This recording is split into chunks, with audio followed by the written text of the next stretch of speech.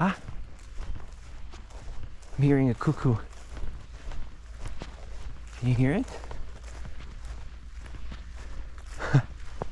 Cool. So we hear it. That's nice. Cuckoos, pretty amazing birds, and well, one of those birds that are very misunderstood, I would say. Oh, there's a deer, a roe deer, I believe. I hope Drake's not gonna. No, he doesn't see it. I just leave him there, peaceful, chilling there on the grass. Let's go this way, Drake. Drake'u, pojď tady jdeme. No? Tak no, hodnej. No, good boy. Good boy. No. So yeah, quite misunderstood bird, cuckoo. Same thing with a magpie, for instance. And there are definitely loads of other species. Well, I was talking about vultures, right, which are highly misunderstood birds, and some other scavengers. So, wow, nice. Love the acoustic. It's probably on the hill right there. And wow, how it carries across the valley. That's very cool. So, a cuckoo is definitely one of the misunderstood birds, in a way that I know a lot of people that love nature. I mean, I know a lot of people. I don't know a lot of people, but I've seen, that's the proper term. I've seen a lot of people and witnessed a lot of people who love nature and love birds, and I put up feeders and they're like, oh my God, I love birds and all that. But when it came to a cuckoo, they're like, the vile creature, and it's little bastard, and and they're so like cruel and so evil, and they're killing chicks, and they're deceiving birds and all that. And yeah, like in our human values, which we've sort of created, let's say, in our human values, what cuckoo's doing is shitty, right? That's like, it's a dick move, essentially. Ah, nice. I love the sound. Very cool. So it's something that we consider evil, right? It's something that we consider unfair, unfair is actually, essentially, because you have a bunch of parents, bird parents, and you have a cuckoo, you have a bunch of, I don't know, reed warbler parents, let's say, and they're putting their heart out to build a nest, and then they're hatching, they're gonna lay some eggs, and then there comes a cuckoo, and it lays an egg into their nest. And those parents, if they're those kind of parents that just will not recognize that egg, they will sit on it and they will hatch a cuckoo, and they will hatch a cuckoo along with their chicks. And what cuckoo does is that it hatches out soonest, Now I'm like actually telling the whole story of a cuckoo, which I guess, why not, right? I mean, I'm not sure if you're familiar with cuckoo and what it actually does, but if you're not, let's take it from the very beginning. So it lays an egg into their nest, which imitates the egg of, for instance, reed warbler. And it's an amazing thing, because cuckoo is 4 times bigger, and it manages to lay an egg that is almost the size of a reed warbler's egg. So, and it imitates their shell, it imitates everything so that it looks like their egg. And that is just amazing to me. And those reed warblers, the parents, if they come to the nest, and they, by the way, the striping pattern, cuckoo looks a little bit like a hawk, right? That's why, or falcon, or like a bird of prey. That's why people in the past believed that cuckoo is actually a transformed, that cuckoo, because it disappears over winter, right? And people couldn't understand why. And then some people believed, I think in medieval ages and way back, that cuckoo actually transforms into a goshawk, for instance, in the winter, right? So that's why they believe that. And the reason for those stripes is that it actually imitates birds of prey, so that when it comes to the location of the nesting, it spooks out the birds. They hide, they fly away, they hide essentially from the predator, so that it can lay its eggs in peace, right? So it lays its eggs, and those parents, their responsibility now is to either recognize the egg or not. And if they don't pass this test and they don't recognize it, they're gonna sit on it. They're gonna hatch a cuckoo, which is gonna hatch the first from all those eggs. And the reason for that, oh, I forgot, it actually, the adult cuckoo throws one egg out and puts her egg in. Okay, so that's the first unfair thing that she does. And she hatches first, the egg of a cuckoo hatches first. The reason for that being that actually cuckoo keeps her egg inside of her for, I believe it's a couple of hours, maybe it's up to a day.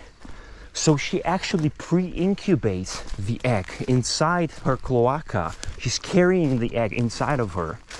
Which is absolutely unique and incredible adaptation.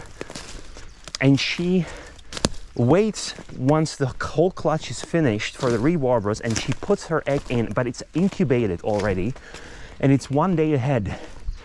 So it hatches early, and it's the chick of a cuckoo is incredibly strong. It's got insanely strong legs, which are made for exactly what it's about to do. It got incredibly strong legs, and it's got a very pointy beak with a little bit of a sort of a hook on the end of it, which is actually something that will later on disappear. It's actually going to fall off, you know, or it's going to disappear essentially. But all those two adaptations, the hook and the strong legs, are made to push out the eggs, or if the eggs hatch, the chicks of the reed warbler. So she pushes them out, either whether it's an egg or whether they already hatched. They're gonna grab them, the chick's gonna grab them. It doesn't even see it yet, but it knows exactly what it's there for. It doesn't even see it. It's just a hatched chick without feathers. It's like completely blind. And the first thing it does once it hatches is to push all the eggs out, or the chicks, you know, just grab them and throw them out of the nest, you know. And it does that perfectly. And by the end, once it's done, there's only the cuckoo chick inside the nest.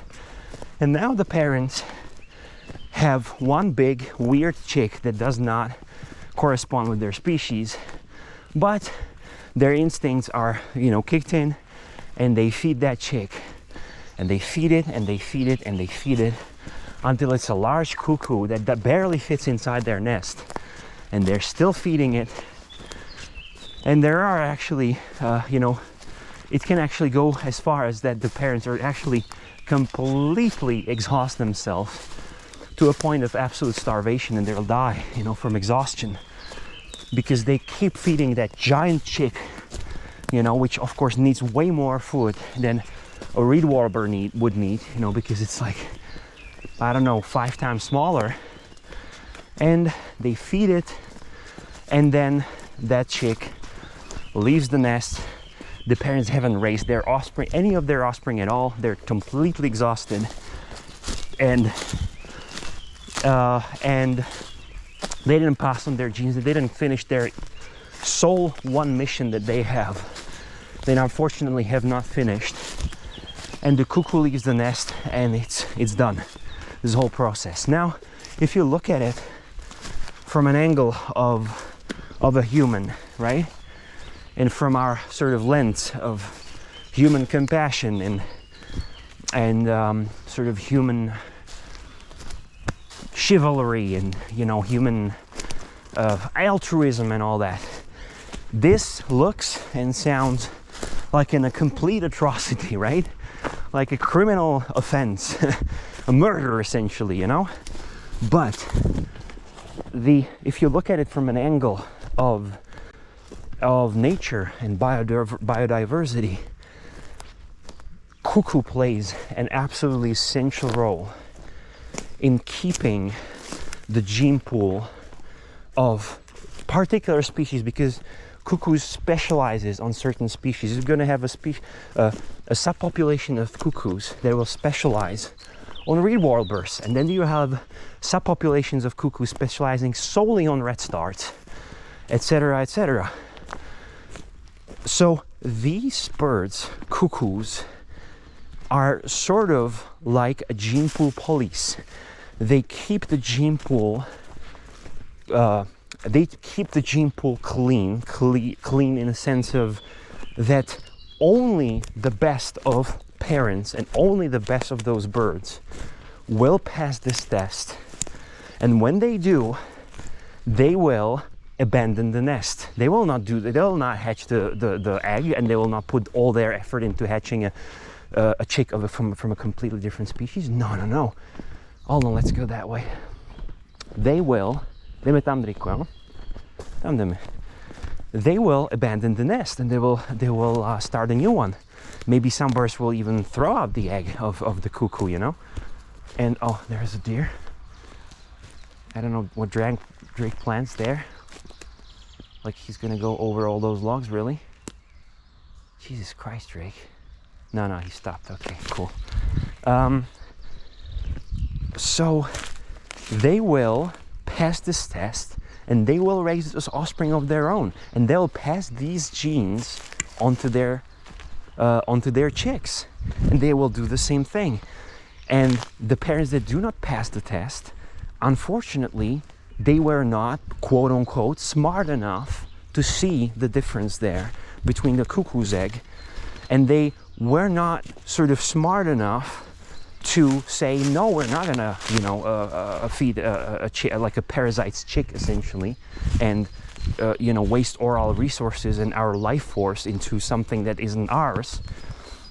So cuckoo is like a sort of really like a quality controller, you could say, of a gene pool of certain species, and it makes sure that it maintains an absolute highest quality.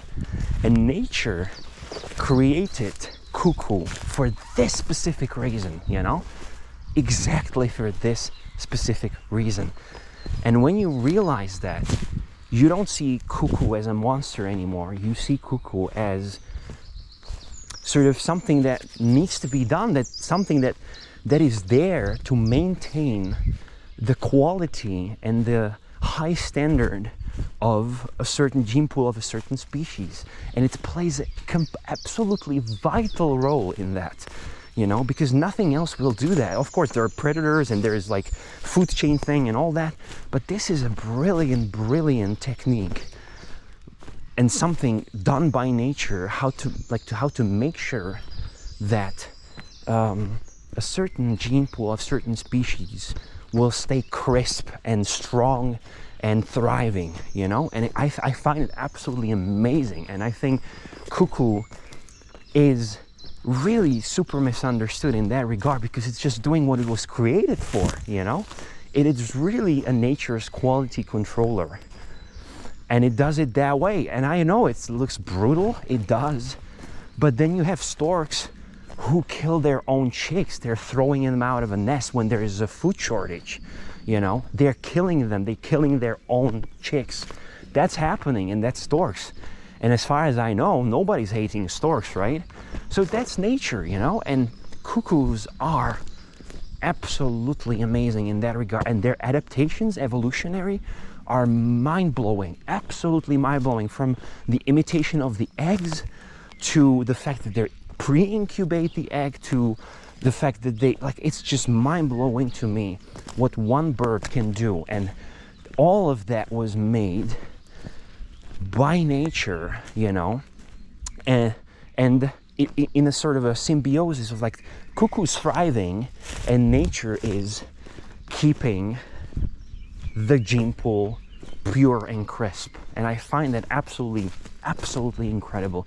It's like they were chosen one. There was like a sort of a moment when nature said, you will be my quality controller, and cuckoo was like, ooh, you know. I feel, of course there wasn't a moment like that, but it's funny to think that there was a sort of a, you know, like a sort of a like audition for it, and then nature, like, you know, the goddess of nature, you know, came and she was like, you will be my chosen one, and cuckoo was like, oh, you know. But of course it wasn't like that. I mean, it was an evolution, but evolutionary took probably millions of years, but I just find it absolutely amazing. Oh, let me call Drake. He thinks we're going that way, but we're not. Dejku, tady jdeme, pojď. I think he's greeting his buddy, although he never does that when we go around there. But there's a dog. He used to. Oh, there's a cat. Holy moly, look at that cat.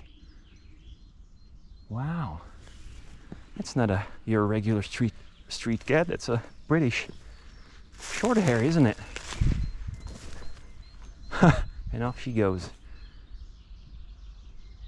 Wow. Okay. Well,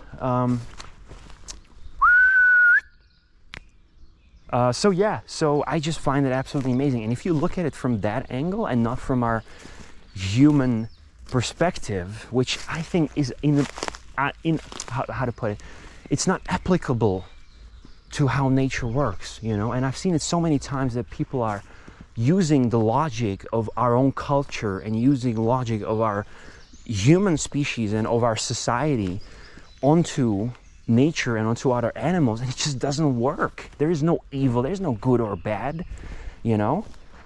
And there is so much, like, sort of, good boy, speciesism, like sort of a racism in terms of, like, species, that people are preferring some species and they're hating the other. And for instance, in birding community, it's such a common thing that people are like, oh, these songbirds, you know, and then there's a magpie and they're like, fucking magpie, and I would shoot them all, you know. And I'm like, what the hell? It's a bird too, you know. What are you on about? And they're like, well, they're like, there's too many of them and they're overpopulated. And I'm like, is it the fault of a magpie or is it our fault? It's like what the hell?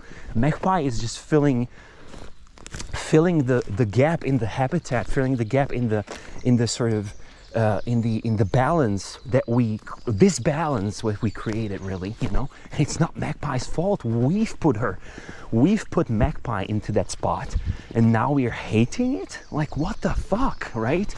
So there's like, you cannot apply our human sort of things into other animals. It just doesn't work. The logic falls apart, you know. And that's the same for cuckoos, and they're amazing. And actually there is a thing that if you hear a cuckoo in somewhere, I mean, like we've heard it now, that means that place is very healthy. The environment there, cuckoo also works as a sort of a indicator of an environmental's health. So if there is cuckoo somewhere, that means that particular area, that particular region is nicely, you know, diverse, and it's got all it should have, and it's like healthy, you know, or like at least at the current standards, let's say, you know. I'm not, you know, saying that when you're here a cuckoo somewhere it's going to be a perfect spot and everything's going to work, but it's going to be relatively good, healthy environment, because the cuckoo wouldn't stay there otherwise, you know. So it's like an indicator of there's definitely bioindicator. Is that the proper term for it? probably bioindicator, I'm not sure, but cuckoo works that way too. So if you hear cuckoo somewhere, it's a sign of a healthy, diverse environment, you know, because it wouldn't stay anywhere else. So that's today's video. It was about cuckoos, which definitely deserve way more love and way more respect and way more appreciation that it's having, because I think it's having none really, because people are like, cuckoos are like evil and they're monsters and all that. No, they're not. They're incredibly important and they deserve love, respect, and recognition, because they're doing an insanely important work for the whole, like for the entire ecosystem really, you know. They're doing incredibly important work. So go out there and hug a cuckoo. I'm just kidding, but you can't, because you know they're shy and you won't be able to hug them, but I wish though. You know, if you're here at cuckoo, just remember what I said here today, and pass it on to someone else, you know. Say like, no, cuckoos are not actually evil creatures. They are actually incredibly important, and we are